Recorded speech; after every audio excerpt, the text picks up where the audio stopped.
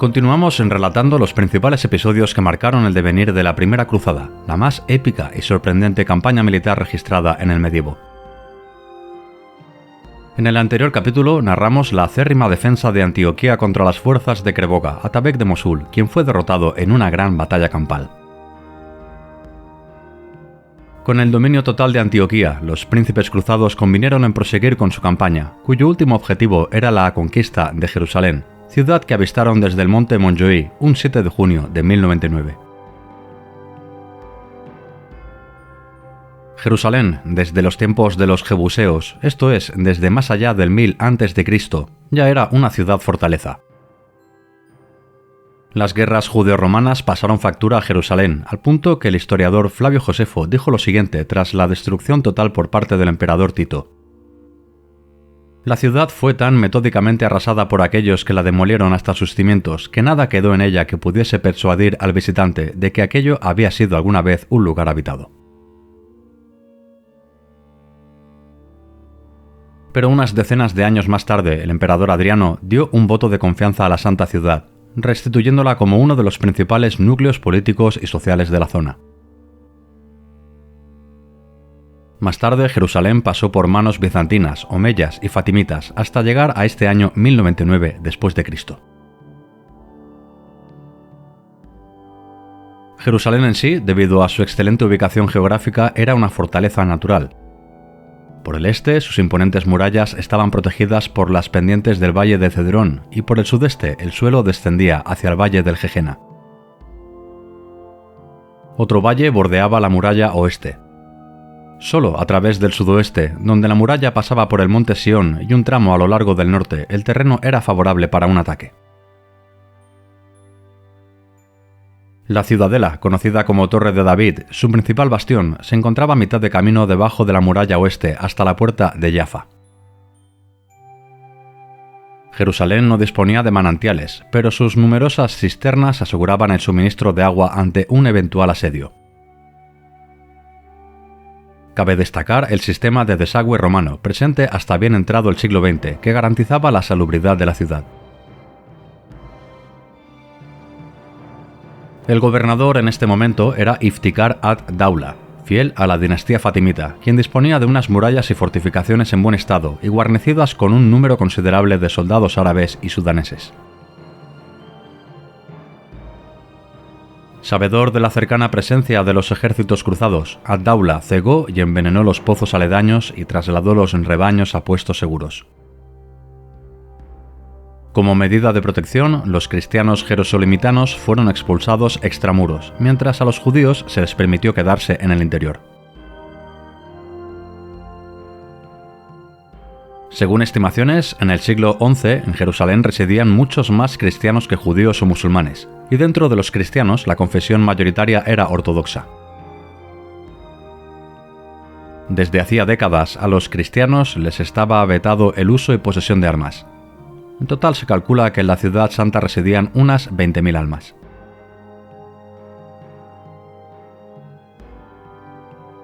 Los príncipes cruzados, tras observar la imponente ciudad desde el cerro Montjuïc, fueron sabedores que era imposible completar un cerrado cerco con la cantidad de soldados que disponían, unos 1.200 caballeros y 12.000 peones. Aún así, los líderes de la campaña decidieron ocupar las principales puertas que daban acceso a la ciudad. Roberto de Normandía estableció su campamento al norte de la muralla, frente a la Puerta de las Flores. Roberto de Flandes hizo lo propio en la Puerta de San Esteban. Godofredo de Bouillon ocupó el noroeste hasta la Puerta de Jaffa, reforzado este sector con las huestes de Tancredo y Raimundo. Los tramos este y sudeste que daban a sendos valles se dejaron desguarnecidos. El mismo 7 de junio se declaró el asedio. El gobernador Iftikhar entonces ordenó recubrir los torreones con sacos de algodón o heno contra los proyectiles eyectados por las pesadas catapultas francas.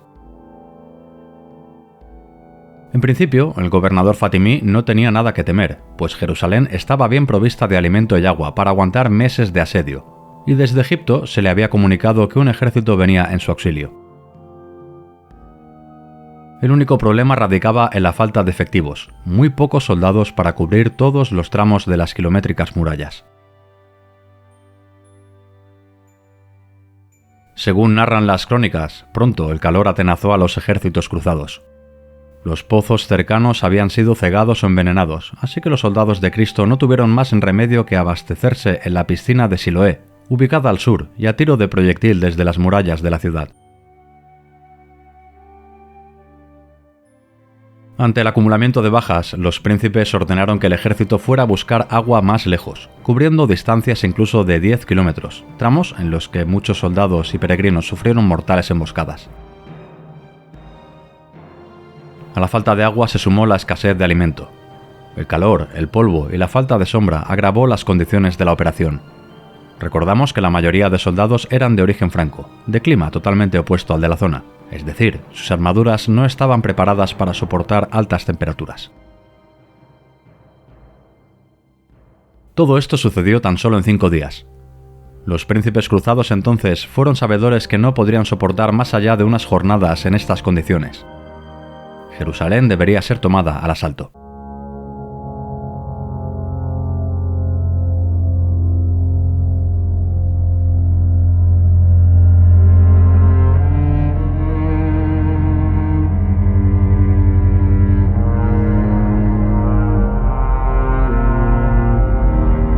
Esta resolución vino espoleada por la visita de un ermitaño que les conminó a atacar el día 13, es decir, al 6º día de ser declarado el asedio. Los príncipes indicaron al eremita que no disponían de máquinas para tomar la ciudad al asalto. Aún así, el visionario les conminó a realizar la acción, ya que Dios los guiaría. Tras peregrinar al Monte de los Olivos, los cruzados atacaron al día siguiente y consiguieron rebasar las defensas exteriores de la muralla norte, pero una vez allí se dieron cuenta que no disponían de suficientes escalas como para trepar la muralla. No tuvieron más remedio que retirarse de nuevo hacia el campamento. El fracaso caló hondo en la moral del ejército cruzado. Si deseaban tomar Jerusalén, debían construir más máquinas de asedio. Los príncipes se reunieron el 15 de junio y decidieron no volver a atacar hasta que no dispusieran de más máquinas, pero el principal problema estribaba en que no tenían material para construirlas. ¿Dónde conseguir materia prima? Al igual que sucedió en Antioquía, la ayuda vino por mar. De manera más que oportuna, el 17 de junio, 6 barcos, 2 genoveses y 4 ingleses, arribaron al puerto de Jaffa. Con ellos, además de peregrinos y soldados de refresco, vino un vital cargamento de víveres, armamentos varios y, lo más importante, cuerdas, clavos y herrajes necesarios para la fabricación de máquinas de asedio. Los príncipes cruzados enviaron contingentes con el fin de hacerse con tal preciado material, pero fueron emboscados cerca de Ramleh. Esta delicada operación tan solo pudo terminar con éxito gracias a la proverbial aparición del caballero Raimundo de Pilet, aquel que unos meses atrás hizo desistir a Pedro Bartolomé a que se sometiera a una nueva ordalía de fuego. Los egipcios, sabedores que los cruzados estaban siendo suministrados por mar, dispusieron una flota que bloqueó Jaffa. Solo uno de los 6 barcos cristianos pudo burlar el cerco, el resto fueron abandonados tras descargar el material y aprovechar todas las maderas posibles. Los marineros se instalaron en el campamento cruzado y muchos de ellos tomaron las armas. A pesar de este refresco de hombres y materiales, lo cierto es que en los calveros próximos a Jerusalén no había nada de madera. Diferentes partidas expedicionarias tuvieron que marchar a varios kilómetros de Jerusalén. Tan solo Roberto de Flandes y Tancredo encontraron leña en los bosques de Samaria. Pronto se creó una efectiva red de transporte, en unas condiciones en extremo desfavorables. Durante estos días sopló con fuerza el siroco, y muchos animales de carga murieron a causa de la sed. Aún así, en pocos días se consiguió suficiente madera como para construir escalas de asalto y 3 castillos de madera provistos de catapultas sobre ruedas. Mientras tanto, en el alto mando cristiano surgieron encendidas disputas sobre la posesión de Belén. Tancredo la reclamó, pero el resto de príncipes rechazó su propuesta, al considerar que este era un sitio muy sagrado como para ser controlado por un señor seglar. Después se debatió sobre Jerusalén. Algunos nobles propusieron que se instituyera un nuevo reino de Jerusalén, algo que el clero rechazó, aduciendo que ningún rey podía proclamarse como tal en la ciudad que Cristo fue coronado. Estas discusiones y las duras condiciones climáticas propiciaron la deserción de un buen puñado de soldados y peregrinos. Tras rebautizarse en el Jordán y dar por concluidos sus votos como cruzados, marcharon a Jaffa, en espera de algún barco con destino a Europa. Estas defecciones y el conocimiento de que un gran ejército había partido de Egipto rumbo a Jerusalén provocó un notable desasosiego en el campamento cristiano. Pero nuevamente, al igual que en el asedio de Antioquía, un extraordinario acontecimiento vino a reforzar la moral de aquellos aventureros. En la mañana del 6 de julio, un mes después del inicio del asedio, el sacerdote Pedro Desiderio fue a visitar a su hermano el caballero Guillermo Hugo de Montiel, asegurándole que se le había aparecido el fallecido obispo Ademaro del Puy. Ademaro le transmitió los deseos del Señor. Si deseaban triunfar en esta empresa, tanto soldados como peregrinos deberían guardar ayuno y marchar descalzos alrededor de las murallas de Jerusalén. Si realizaban esta penitencia con el corazón contrito, en 9 días los soldados de Cristo concluirían con éxito la empresa. La visión fue aceptada, y entonces los príncipes ordenaron un estricto ayuno de 3 días. El viernes 8 de julio una procesión salió del campamento, todos descalzos, tal y como había ordenado el obispo, con los prelados a la cabeza, seguidos de príncipes, caballeros, soldados y peregrinos, en este orden. Los musulmanes asistieron desde las murallas a tan excéntrico espectáculo, burlándose de los cristianos y lanzándoles todo tipo de improperios. Impertérritos a las chanzas, la procesión ascendió al Monte de los Olivos, lugar donde predicaron Pedro el Ermitaño, Raimundo de Aguilers y Arnulfo de Roes. Tan solemne fue la diatriba de este último que provocó la reconciliación entre Raimundo de Tolosa y Tancredo, quienes juraron no disputar más en beneficio de la toma de Jerusalén.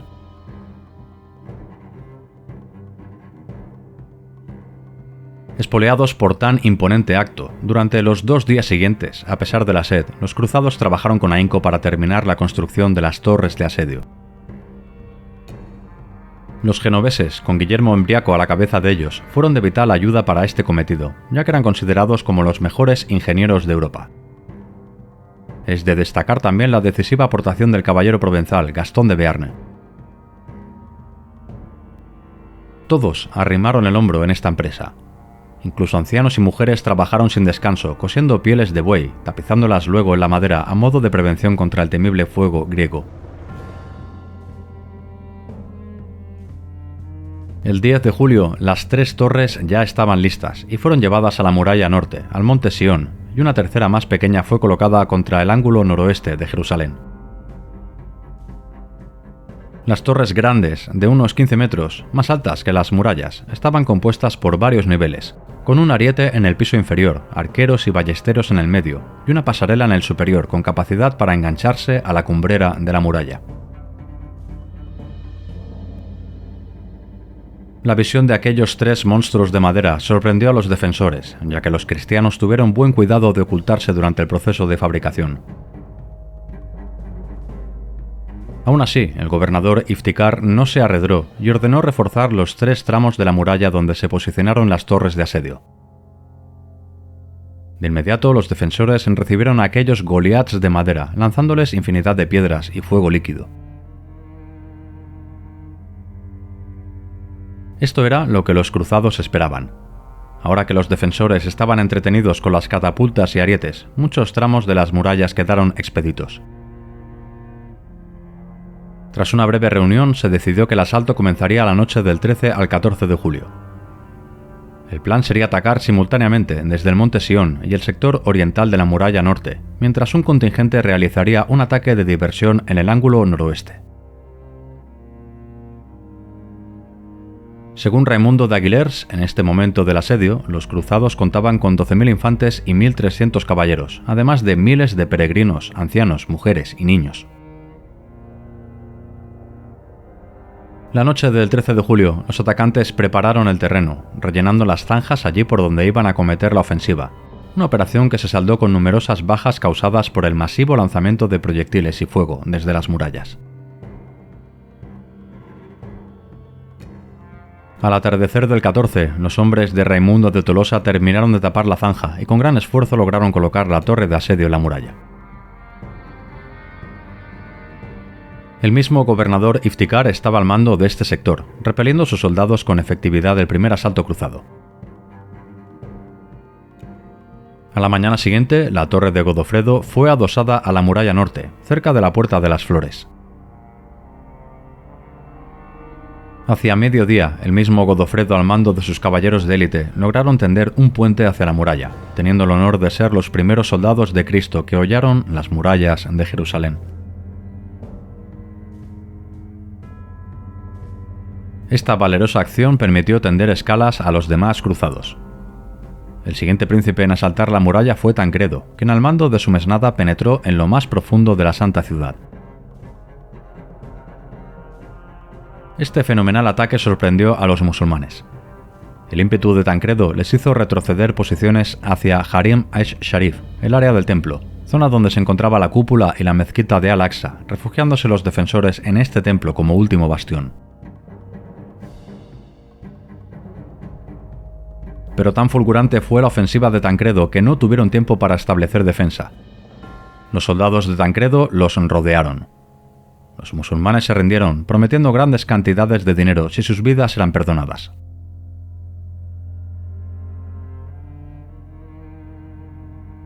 Las huestes de Tancredo plantaron el pendón de su señor en lo alto de la mezquita y de inmediato profanaron y saquearon el más sagrado templo de los musulmanes. Cuentan las crónicas que Tancredo se hizo con un valioso botín consistente en 8 lámparas de plata, sagradas para el Islam. El caos se instaló en el seno de la más santa de las ciudades. Los ciudadanos huyeron al sur de la plaza, donde el gobernador Iftikhar aún resistía contra las feroces embestidas de las huestes de Raimundo de Tolosa. Pero Iftikhar, a primera hora de la tarde, tuvo que rendirse a la evidencia. Todo estaba perdido, tan solo le quedaba la ciudadela, la Torre de David como último bastión. Raimundo de Tolosa avanzó a esta posición y pronto recibió una propuesta. Iftikhar prometió entregar la ciudadela a cambio de que su vida y la de sus guardias fueran perdonadas. Raimundo, noble caballero, cumplió con su palabra y le sacó fuera de la ciudad, marchando Iftikhar a todo galope a reunirse con los suyos en Ascalón. Lo cierto es que Iftikhar y su guardia fueron de los pocos musulmanes que se salvaron. Según narran las crónicas, los cruzados, enloquecidos por el éxito, dedicaron las siguientes horas a masacrar a todo ciudadano no cristiano que encontrara a su paso. Incluso los presos de Tancredo no se libraron de la ira cruzada. El cronista Raimundo de Aguilers, tomando una imagen del texto del Apocalipsis, nos asegura que cuando se dirigía a la zona del templo, tuvo que abrirse paso entre multitud de cadáveres y la sangre alcanzaba hasta el freno de los caballos. Los judíos, por su parte, se refugiaron en la sinagoga. Los cruzados tampoco tuvieron piedad con ellos, aduciendo que habían colaborado con los musulmanes. El edificio fue incendiado y todos murieron quemados. Los pocos supervivientes fueron pasados a cuchillo.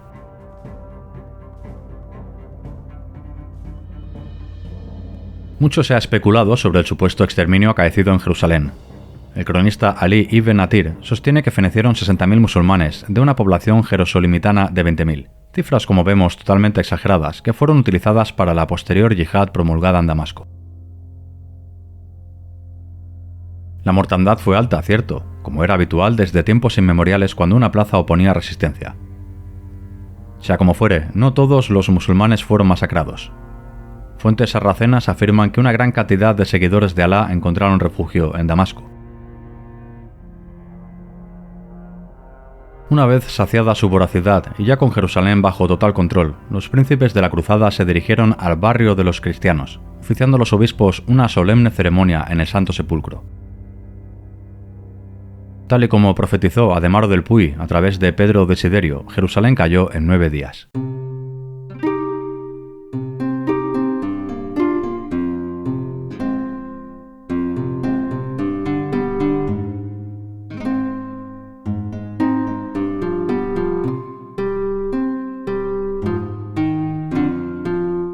Dos días después, el 17 de julio, los príncipes se reunieron para decidir las acciones a tomar a partir de ahora, así como solucionar el futuro de la ciudad y de la misma cruzada.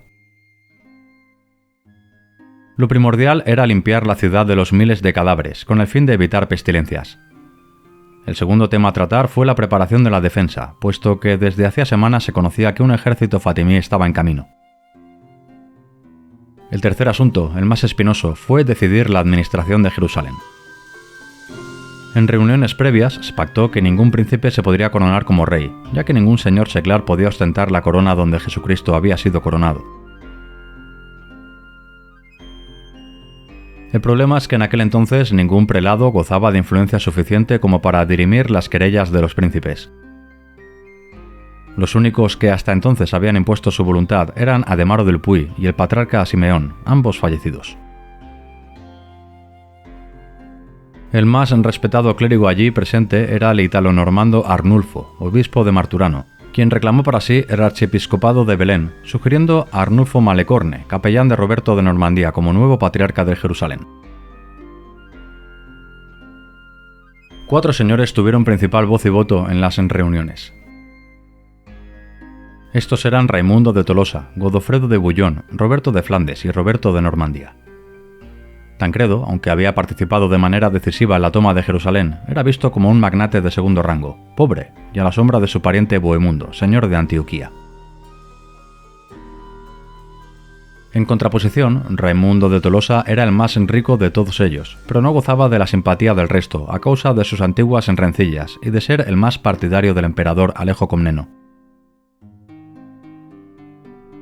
Roberto de Flandes y Roberto de Normandía manifestaron su deseo de regresar a sus patrias una vez que Jerusalén estuviera pacificada, considerando con razón que ya habían cumplido sus votos como cruzados.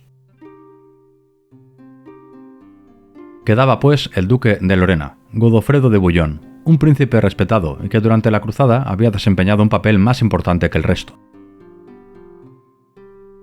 No se sabe el número total de electores ni el sistema de votación. Quizá tuvieran voz y voto el alto clero y determinados lugartenientes. Lo que sí sabemos es que la corona de rey de Jerusalén fue ofrecida a Raimundo, quien con grandes aspavientos la rechazó. Raimundo argumentó su negativa en base a que no deseaba ser coronado en la santa ciudad de Cristo. De bien seguro, con este gesto esperó a que ninguno de sus colegas aceptase tan alto honor. Quizás su verdadero deseo fue que el gobierno de Jerusalén quedara en manos de la Iglesia. Las miradas entonces se posaron en Godofredo, apoyado por Roberto de Flandes y Roberto de Normandía. Godofredo de Bouillon, con reticencias aceptó, aunque no quiso ser proclamado como rey, sino Advocatus Sancti Sepulcri, defensor consagrado al Santo Sepulcro.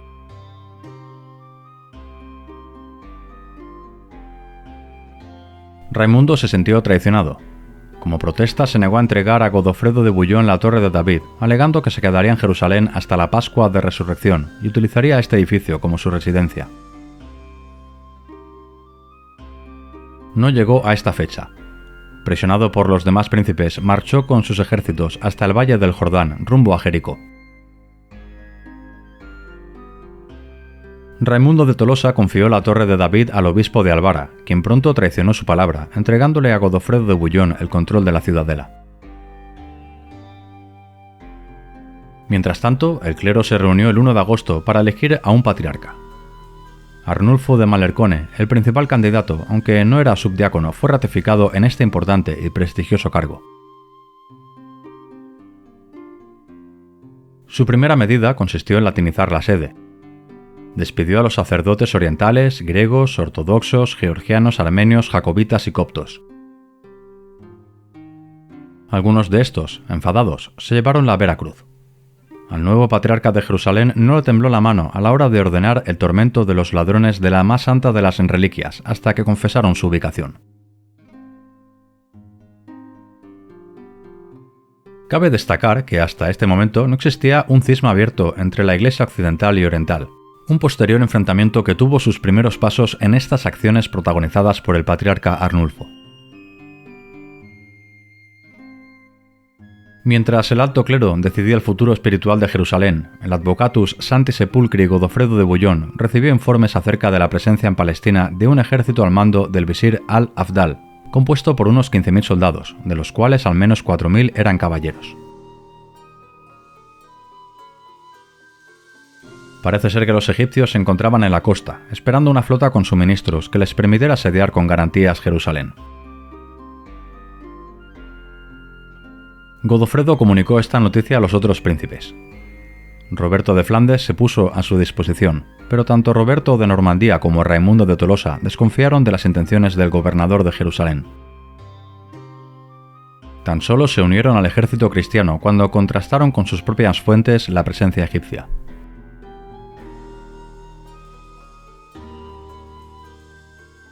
Godofredo marchó con su mesnada de Jerusalén un 10 de agosto, quedando tan solo una pequeña guarnición en la ciudad a cargo de Pedro el Ermitaño.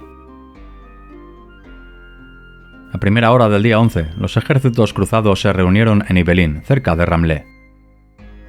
Poco después avanzaron hacia la planicie de Asdod, capturando en esta zona ganado egipcio. Después de este botín, subieron a la llanura de Al-Maghdal, al norte de Ascalón, lugar donde se encontraba acampado el ejército del visir. Al alba, ambos ejércitos se prepararon para la batalla. Por bando musulmán 10.000 infantes y 4.000 caballeros, y en el partido cruzado 9.000 infantes y 1.200 jinetes. Raimundo de Tolosa se colocó en el flanco derecho, Godofredo de Bouillon ocupó el ala izquierda, y los dos Robertos hicieron lo propio con el centro. Sin preliminares, los cruzados lanzaron un feroz ataque, cogiendo desprevenido al visir al-Afdal, quien pensaba que los francos tan solo estaban exhibiendo su fuerza. Godofredo de Bouillon empujó a sus rivales hacia un bosque de sicomoros. Los soldados cristianos hábilmente prendieron fuego, muriendo gran cantidad de egipcios en esta ratonera en que ellos mismos se habían metido. En el flanco izquierdo, Raimundo acosó a sus enemigos hasta el mar, y en el centro, los dos Robertos arrasaron a los egipcios, dispersándolos hasta lograr llegar al campamento enemigo. El visir al-Afdal, tras perder su estandarte, se refugió en Ascalón, plaza donde huyó en barco hacia Egipto. El botín fue inmenso: lingotes de oro, piedras preciosas, armas y animales. El sábado 13 de agosto, tan solo 2 días después de abandonar Jerusalén, los príncipes cruzados regresaron en procesión cargados con cuantiosas riquezas.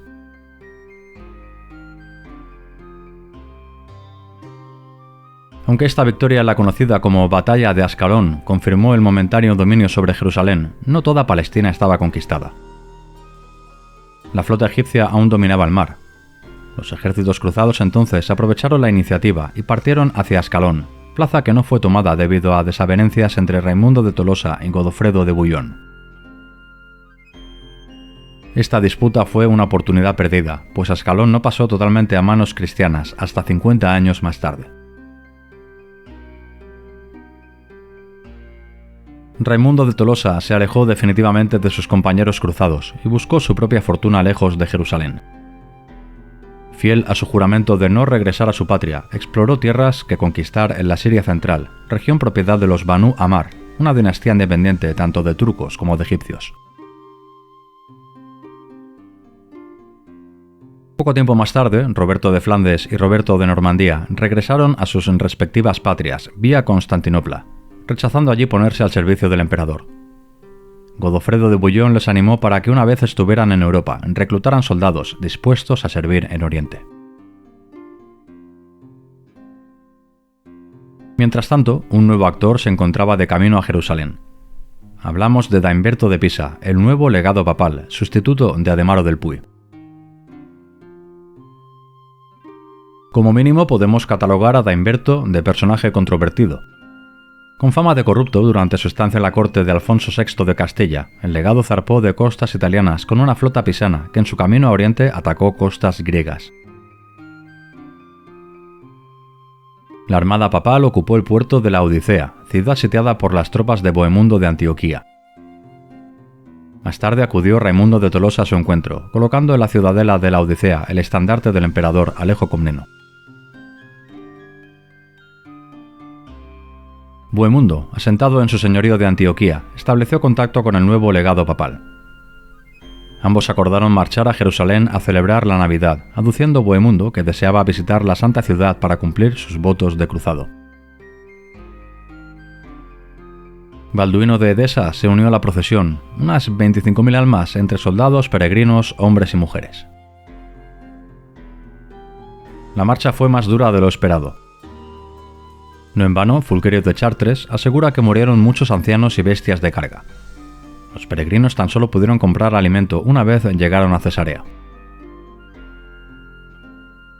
Finalmente, la gran caravana peregrina llegó a Jerusalén un 21 de diciembre, siendo recibidos por el Advocatus Sancti Sepulcri, Godofredo de Bouillon.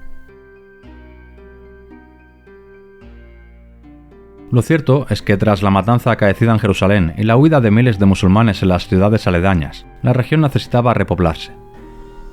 Godofredo de Bouillon ofreció a los peregrinos y soldados habitar tierras en Judea y Samaria. Para hacernos una idea de esta falta demográfica, nos referimos al historiador Guillermo de Tiro, quien afirma que por estas fechas, Godofredo de Bouillon tan solo contaba con 300 caballeros y 2.000 soldados. Mientras tanto, Tancredo marchó a buscar fortuna en Galilea, región disputada por los egipcios y Ducac de Damasco, ambas facciones debilitadas por las recientes derrotas y disputas internas. Nada más llegar a Tiberíades, la guarnición musulmana huyó, siendo bien recibidos los libertadores por la población cristiana. Más tarde Tancredo conquistó Nazaret y Beisán. Después, en una rápida campaña, estragó la campiña, consiguiendo un gran botín y rindiendo las pocas villas y aldeas que por poco tiempo resistieron. De esta manera Tancredo se convirtió en amo y señor de Galilea. Hecho este inciso para conocer la fortuna de Tancredo, regresamos a Jerusalén. Nada más llegar a la ciudad santa, Daimberto hizo uso de su cargo concedido por el Papa de Roma. Se autoproclamó como patriarca de Jerusalén tras destituir a Arnulfo, aduciendo que su elección había sido anticanónica. Tanto Godofredo de Bouillon como Bohemundo de Antioquía se arrodillaron ante el nuevo patriarca. A modo de agradecimiento, el nuevo jefe de la Iglesia jerosolimitana reafirmó a ambos con los títulos de Advocatus Sancti Sepulcri y Príncipe de Antioquía, respectivamente. Balduino fue reconocido como conde de Edesa y Tancredo también fue recompensado con el título de Príncipe de Galilea, un título, el de príncipe, poco usual en Europa, que denotaba que el que ostentara este cargo solo podía estar sometido a la Iglesia, no a ningún otro poder secular.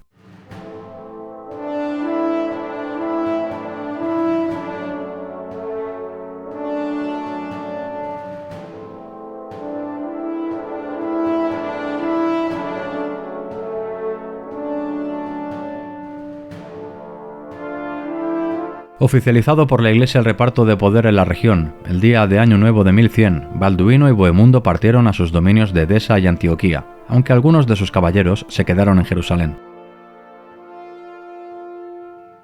Godofredo, por su parte, aprovechando la debilidad fatimita y damascena, planeó expandir el reino de Jerusalén. Además de la Santa Ciudad, tan solo poseía Jaffa, muy poco territorio para constituir un estado poderoso. Barcos provenzales italianos arribaron al puerto de Jaffa, con soldados de refresco y provisiones. Godofredo recompensó largamente esta ayuda con la cesión de puertos, mercados y casas. Gracias a esta flota, Godofredo pudo cerrar la costa, conquistando sin apenas en resistencia plazas de vital importancia como Cesarea y Acre. A principios de abril, los emires locales se reunieron y decidieron mantener una política pacifista con el nuevo señor de Jerusalén. Una caravana llegó a la Santa Ciudad con valiosos regalos y una propuesta de 5.000 besantes mensuales a cambio de la paz en la región. Godofredo aceptó, y según narran las crónicas musulmanas, los emisarios quedaron sorprendidos por la sencillez y humildad de Godofredo de Bouillon, no tanto por su ascético modo de vida, sino porque apenas disponía de rentas suficientes para ostentar una gran corte.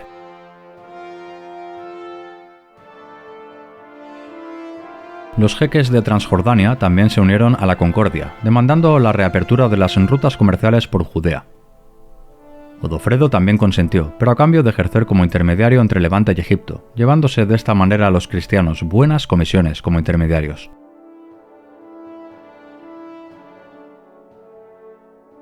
Pronto también llegaron multitud de barcos comerciales provenientes de Europa. En líneas generales, podemos afirmar que tras la Primera Cruzada, Palestina prosperó, convirtiéndose de nuevo en una de las regiones más dinámicas de Próximo Oriente. Pacificada la zona, Godofredo planificó extenderse más allá del Jordán. En el país de Subat, al este del mar de Galilea, vivía un rico señor conocido como el Campesino Gordo, quien ante la avalancha que se le venía encima pidió ayuda a su señor Ducac de Damasco. Godofredo y Tancredo, príncipe de Galilea, unieron fuerzas y planearon una campaña conjunta en mayo de 1100. Con facilidad astragaron la zona, consiguiendo un cuantioso botín, pero cuando regresaban a sus dominios, Tancredo, que marchaba en retaguardia, fue alcanzado por las huestes de Ducac de Damasco. En esta emboscada el príncipe de Galilea perdió muchos hombres y todo su botín. Godofredo de Bouillon, que marchaba en vanguardia, no se enteró del desastre hasta pasados unos días.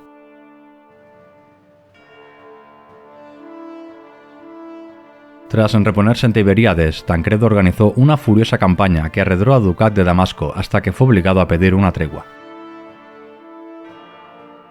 Tancredo respondió a los emisarios con amenazantes palabras, conminando al emir de Damasco a que se convirtiera al cristianismo o se preparara para perder su ciudad.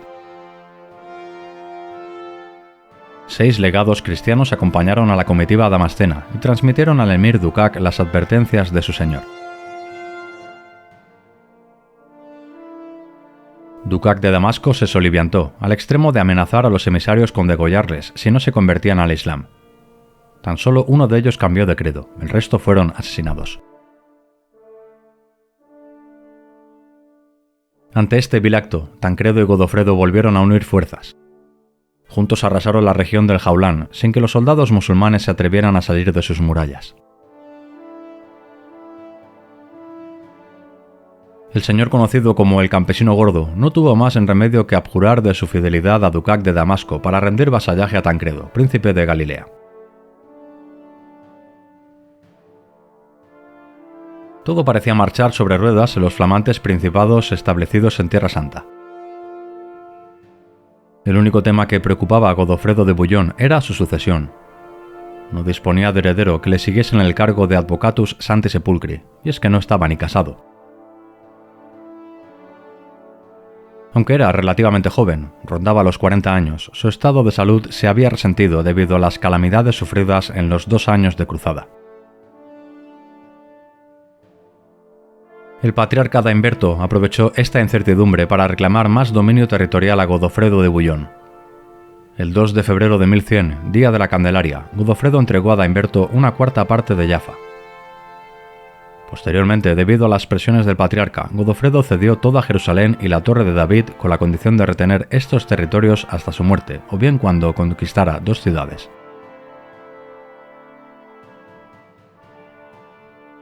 Entrada la primavera, Godofredo partió a Jaffa, presto a recibir una escuadra veneciana. En Cesarea fue agasajado por el emir de esta ciudad, vasallo suyo, quien obsequió a su señor Godofredo con un espléndido banquete. Tras la comilona, Godofredo cayó gravemente enfermo, posiblemente a causa de una epidemia de tifus declarada en la zona, aunque algunas fuentes aseguran que fue envenenado. Sea como fuere, Godofredo de Bouillon demandó regresar lo antes posible a Jerusalén, sabedor de su grave estado de salud. Tancredo, príncipe de Galilea, marchó raudo a Jerusalén, quizá con la esperanza de ser el único príncipe presente si el Advocatus Sancti Sepulcri falleciese. Godofredo permaneció convaleciente durante unas semanas, entre la vida y la muerte. Tan debilitado estaba que tuvo que delegar la administración de Jerusalén en su primo Guarnerio Gray, quien llegó a un acuerdo con los venecianos por el cual recibirían un mercado, una iglesia y el tercio de cada ciudad que conquistaran en adelante, siempre que apoyaran a Jerusalén con sus magníficas naves. Pero para sorpresa de todos, Godofredo milagrosamente se recuperó. Con un inusual renovado vigor planeó conquistar Acre y Haifa, tierras nominalmente pertenecientes a sus vasallos musulmanes. Tancredo se unió a esta campaña, al igual que Daimberto, quien desconfiaba de todos y siempre quería estar cerca del lugar de los acontecimientos. La expedición marchó un 13 de julio dirección Jaffa, con el fin de establecer contacto con la escuadra veneciana. Sorprendentemente, Godofredo de Bouillon enfermó de manera repentina y pidió ser llevado de nuevo a Jerusalén. El Advocatus Sancti Sepulcri falleció un 18 de julio del año 1100.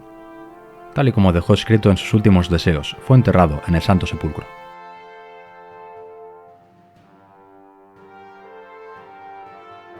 Como estaba pactado de antemano, Godofredo legó Jerusalén al patriarca Daimberto. El único hombre de importancia que se encontraba en la santa ciudad en estos momentos era Guarnero de Gray, primo de Godofredo, ya que todos los príncipes y prohombres se encontraban en la campaña de Acre. Guarnero de Gray también enfermó en Jaffa, pero tuvo fuerzas suficientes como para ocupar la Torre de David y guarnecerla con soldados leales al fallecido Godofredo de Bouillon. Jerusalén no podía caer en manos codiciosas. Guarnero envió al obispo de Ramleh a Edesa para que avisara a Balduino, recordamos, hermano de Godofredo, puesto que los soldados leales al fallecido Godofredo solo obedecerían a un familiar directo.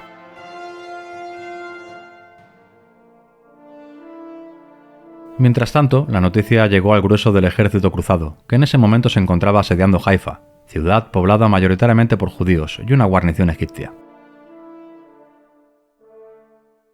Los defensores plantaron resistencia, pero no fue suficiente esfuerzo como para evitar un brutal ataque proveniente de las huestes de Tancredo, quien se hizo con el dominio de la fortaleza que custodiaba Haifa. Los habitantes de Haifa huyeron y muchos de ellos fueron degollados. Un 25 de julio, el estandarte de Tancredo ondeó en lo alto de la fortaleza de Haifa, reclamando para sí el control entero de esta importante plaza. Mientras todo esto sucedía, Bohemundo de Antioquía se encontraba en una campaña de castigo contra los turcos. Pero cerca de Melitene fue emboscado por fuerzas leales al emir Danishmend. El señor de Antioquía fue apresado. Tan solo le dio tiempo a cortarse un mechón de pelo y entregárselo a un correo para que volara hasta encontrarse con Balduino de Edesa, el único magnate en la zona lo suficientemente rico como para pagar rescate. Balduino, nada más en recibir al emisario de Bohemundo, partió raudo tan solo al mando con 140 caballeros, sin llegar a establecer contacto con el escuadrón que había hecho preso al señor de Antioquía. Su captor, el emir Malik Ghazi, marchó a sus dominios en Anatolia y desestimó todas las peticiones de rescate por tan alto prohombre. Bohemundo permaneció 3 años preso en el castillo de Nixar, fortaleza ubicada en las remotas montañas del Ponto. Tras este fracaso, Balduino recibió al emisario proveniente de Jerusalén. A todo galope, un 9 de noviembre se presentó en la Ciudad Santa. Allí estaban Tancredo y Daimberto luchando por hacerse con el control de la Torre de David, la fortaleza de la ciudad. Balduino, hermano de Godofredo de Bouillon, fue recibido en olor de multitudes por los ciudadanos francos, griegos, sirios y armenios. Los dos pretendientes a poseer la más santa de las ciudades comprendieron que habían perdido la partida. El patriarca Daimberto huyó, refugiándose en un monasterio en Sion, mientras que Tancredo marchó hacia el norte, a tierras de Galilea. En una ceremonia solemne, un domingo 11 de noviembre, Balduino aceptó el título de rey de Jerusalén. Tiempo más tarde, Daimberto regresó a la Ciudad Santa y fue perdonado, recuperando incluso el cargo de patriarca de Jerusalén. Por su parte, Tancredo consiguió hacerse con el gobierno de Antioquía de forma interina hasta que su tío Bohemundo fue liberado, a cambio de ceder Galilea a Balduino I de Jerusalén. Este es el fin de la Primera Cruzada. De los protagonistas de esta historia, sin duda el que más gloria cosechó fue el mismo Balduino, un segundón que con pericia y tenacidad logró hacerse con el control de Jerusalén. Roberto de Normandía, Roberto de Flandes, Hugo de Vermandois y Esteban de Blois regresaron a sus patrias. En 1103, Bohemundo, tras recuperar su libertad, se enzarzó en una serie de conflictos estériles con sus vecinos musulmanes y el Imperio bizantino, muriendo en Italia en el año 1111. Raimundo de Tolosa, el otro gran príncipe de la Primera Cruzada, fue el único que no se enseñoreó de ningún territorio. Cumplió su palabra y hasta 1105, fecha de su muerte, sirvió en armas al emperador Alejo Comneno.